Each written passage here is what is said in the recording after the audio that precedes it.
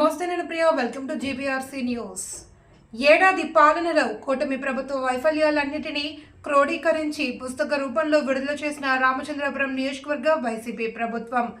NDA కూటమి ప్రభుత్వం ఎన్నికల హామీలను పూర్తిగా మర్చింది. అందుకు సంవత్సర కాలం కాలయాపన చేసిందని రామచంద్రపురం వైసీపీ నేతలు ధ్వజమెత్తారు. స్థానిక వైఎస్ఆర్ కార్యాలయం నందు పాత్రికేయుల సమావేశం ఏర్పాటు చేసి మీడియా ప్రతినిధుల సమక్షంలో వారు ప్రభుత్వ వైఫల్యాలను ఎత్తిచూపుతూ ఎంపీ బోస్, వైసీపీ ఇన్ఛార్జి పెళ్లి సూర్యప్రకాష్లు 5 కోట్ల మంది రాష్ట్ర ప్రజలకు వెన్నుపోటు అనే పుస్తకాన్ని ఆవిష్కరించారు. ఈ సందర్భంగా వారు మాట్లాడుతూ చంద్రబాబు మోసానికి, జగన్ నమ్మకానికి మారుపేరన్నారు. ఈ సంవత్సర కాలంలో కూటమి ప్రభుత్వం పెన్షన్స్ తప్ప ప్రజలకు చేసిందేమీ లేదని స్పష్టం చేశారు. పైగా వారు చేస్తున్న అవినీతి అక్రమాలను ప్రశ్నించే వారిపై రెడ్ బుక్ రాజ్యాంగం అని చెప్పి అక్రమ కేసులు పెడుతున్నారని ఆవేదన వ్యక్తం చేశారు. అందుకే రాష్ట్ర ప్రజలు వారికి సరైన బుద్ధి చెప్పే రోజులు అతి త్వరలోనే ఉన్నాయని ప్రతిపక్ష వైఎస్ఆర్సీపీ నేతలు పేర్కొన్నారు. ఈ కార్యక్రమంలో municipal chairperson Gadanshetti Sridevi, Gadanshetti Sridhar, MPP Ambati Bhavani, Vattikoti Rajasekhar, Polinati Varaprasad, Itham Santosh, Pentapati Srinivasarao, Petta Srinivas, పండు గోవిందరావు, పంపన సుబ్బారావు, ఎల్లమిల్లి సతీష్ కుమారి, పోతంశెట్టి కృష్ణ తదితరులు పాల్గొన్నారు. ఈ రాష్ట్ర ప్రజలందరినీ కూడా మోసం చేసి తీరా అధికారంలోకి వచ్చిన తర్వాత ఏడాది సమయం మొత్తం కాలయాపన చేసి ఒక్కటంటే ఒక్క హామీని కూడా అమలు చేయకుండా పూర్తిగా ఈ రాష్ట్ర ప్రజల్ని మోసం చేసిన ప్రభుత్వం ఈ కూటమి ప్రభుత్వాన్ని సందర్భంగా మీ ముందుకు తీసుకొస్తున్నాం. ఎందుకంటే కేవలం ఒక పెన్షన్ తీసుకున్నాం, ఒక పెన్షన్ తప్ప సూపర్ 6 లో ఏ ఒక్క హామీని కూడా అమలు చేయలేదు. ఆ పెన్షన్ కూడా 3,50,000 మంది పెన్షన్ కోత విధించి ఈరోజు అరాకొరాగా ఆ పెన్షన్ అమలు చేయడం. ఇవన్నీ కూడా వైఎస్ఆర్ కాంగ్రెస్ పార్టీ నాయకులు కానీ, కార్యకర్తలు కానీ అందరూ కూడా ప్రశ్నిస్తే వారందరిపై రెడ్ బుక్ రాజ్యాంగం అని చెప్పి వారిపై తప్పుడు కేసులు పెట్టి వారందరినీ కూడా హింసించడం, వేధించడం ఇవన్నీ కూడా గడిచిన 12 నెలల కాలంలో జరుగుతూ ఉంది. దాదాపు 2 రోజుల క్రితం చంద్రబాబు నాయుడు గారి ప్రెస్ మీట్ మనందరం కూడా చూసాం. తల్లికి వందనం దాదాపు ఏడాది సంవత్సరం తర్వాత 1 సంవత్సరం తర్వాత తల్లికి వందనం మేము అమలు చేస్తామని చెప్తూ కొన్ని వ్యాఖ్యలు చేయడం జరిగింది. మేము పూర్తిగా సూపర్ 6 హామీలను మేము అమలు చేశాం. ఎవరైనా సూపర్ 6 హామీల గురించి రాబోయే రోజుల్లో మాట్లాడితే వారి నాలిక మందం అనే భావించాల్సి ఉంటుందని గౌరవ ముఖ్యమంత్రి గారు నారా చంద్రబాబు నాయుడు గారు ఆ ప్రెస్ మీట్ లో మాట్లాడడం లేదు. ఈ సందర్భంగా వైఎస్ఆర్ కాంగ్రెస్ పార్టీ తరఫున చంద్రబాబు నాయుడు గారిని మేము అడుగుతున్నాం. ఈ 12 నెలల కాలంలో ప్రధానంగా సూపర్ 6 తీసుకున్నాం. ఏవైతే రైతులకు పెట్టుబడి సాయం కింద ఏటా 20,000 రూపాయలు మీరు ఆనాడు ఇస్తారని హామీ ఇచ్చారు. మరి ఈ 12 నెలల కాలంలో అమలు చేశారా లేదా అనేది ఒకసారి మీ ద్వారా ఈ రాష్ట్ర ప్రజలు గమనించాలని సందర్భంగా కోరుకుంటా ఉన్నాం. అంతేకాకుండా ఈ డాక్టర్ బిఆర్ అంబేద్కర్ కోనసీమ జిల్లాలో తీసుకున్నాం.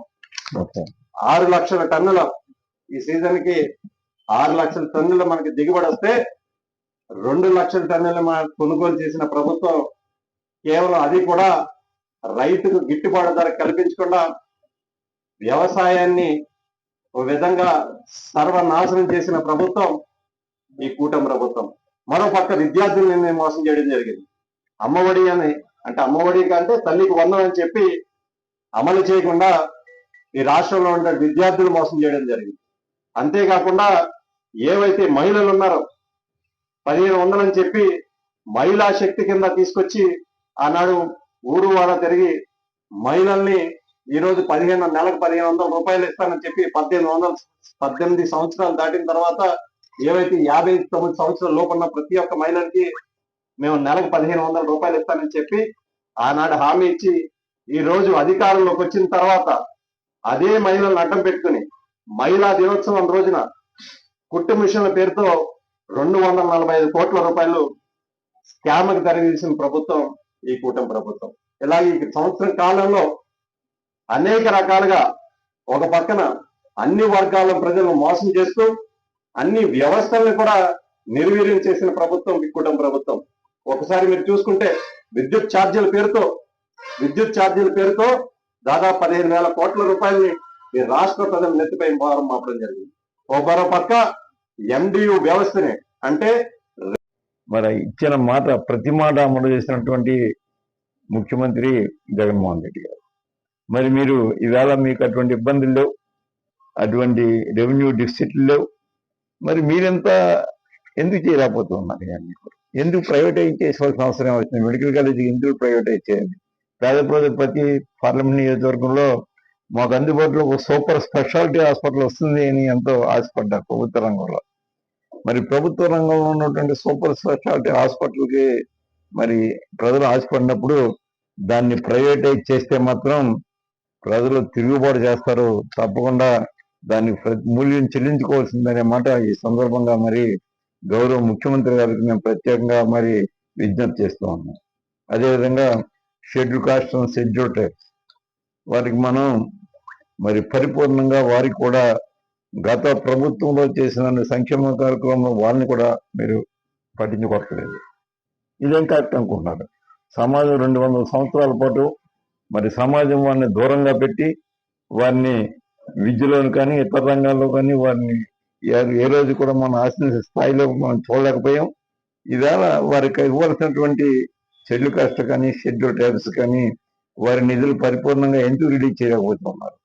ఈవేళ వెబ్సైట్ ఓపెన్ చేస్తూ ఉంటే అవన్నీ కూడా హైడ్ చేస్తూ ఉన్నారు. వాళ్ళ యొక్క రిలీజెస్ ఎంత ఉన్నాయి ఈ సంవత్సరంలో అంటే ఎక్కడ వెబ్సైట్లో కనపడని పరిస్థితి కూడా కనపడుతుంది. మరి ఈ విధంగా మీరు దాపరిక పరిపాలన చేస్తూ ఉండి ఎన్నాళ్ళు డిస్యూజ్ చేయగలుగుతారు? ఇదంతా ఏమాత్రం కూడా మీరు మీ మీద పూర్తిగా వ్యతిరేకత రాకుండా కొంచెం సర్దుకుంటే సంతోషపడతాం. మేము ఇవన్నీ కూడా మా ప్రభుత్వం అమలు చేసినప్పుడు మీరు ఎందుకు అమలు చేయట్లేదు? అలా ఏం చెప్పారు మీరు? వైఎస్ఆర్ కాంగ్రెస్ పార్టీ కంటే కూడా అదనంగా మేము మరిన్ని సంక్షేమ కార్యక్రమం అమలు చేస్తున్నామని చెప్పారు. పూర్తి అవగాహన ఉందా మీకు? రాష్ట్రం యొక్క ఆదాయం మీద అవగాహన ఉంది. మరి తప్పకుండా రాష్ట్రం ప్రజలు మీరు ఇంకా ఎక్కువ చేస్తారని ఆశపడ్డారు.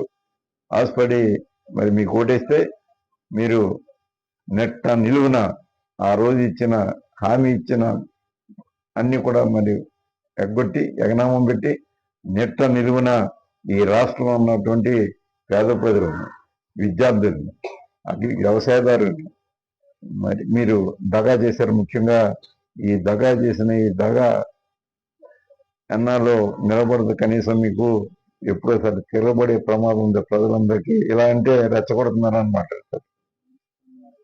ఇవాళ ఎంత అన్యాయం జరుగుతుంది అంటే వైఎస్ఆర్ కాంగ్రెస్ పార్టీ వాళ్ళు ఎవరైనా ప్రశ్నిస్తే లేదా జర్నలిస్టులు మనందరం చూసాం. ఆ కేఎస్ఆర్ గారిని ఏం తప్పు ఆయన ఏమైనా తప్పు మాట్లాడా? ఆయన ఏమైనా ఎగతాళి చేశాడా? లేకపోతే ఖండించలేదా? ఎందుకు అరెస్ట్ చేయవలసిన అవసరం వచ్చింది? సుప్రీంకోర్టులో ఎందుకు అక్షంత వేయించుకోవాల్సిన అవసరం ఎందుకు వచ్చింది? అందరికి ఎందుకు మీరు కొంచెం అన్ని వైపుల నుంచి ఆలోచించి ఎందుకు నిర్ణయాలు తీసుకోలేకపోతున్నారు? ఎందుచేత మీ మానసిక స్థితి ఎందుచేత దెబ్బతింది? ఒకసారి ఆలోచించండి. కేవలం వైఎస్ఆర్ కాంగ్రెస్ పార్టీ కార్యకర్తలందరినీ లేదా నాయకుల్ని ఇష్టం వచ్చినట్లు మీరు వారి మీద అఘాయిత్యాలు చేయటం ఎన్నాళ్ళు భరిస్తారు? అంటే అదే పరిపాలన అంటే? ఒక మాట చెప్పారు అంబేద్కర్ గారు, నేరం చేసిన వాడు మాత్రమే నేరస్తుడు కాదు, నేరం చేస్తున్నప్పుడు చూస్తూ ఊరుకున్న ప్రతివాడు నేరస్తుడే అని. మీరు మాత్రం నేరస్తుడు కదా? ఎందుకు మీరు ఎదటి వాళ్ళ మీద కేసులు ఎందుకు కట్టరు? ఎందుకు వాళ్ళని అరెస్టులు చేయట్లేదు?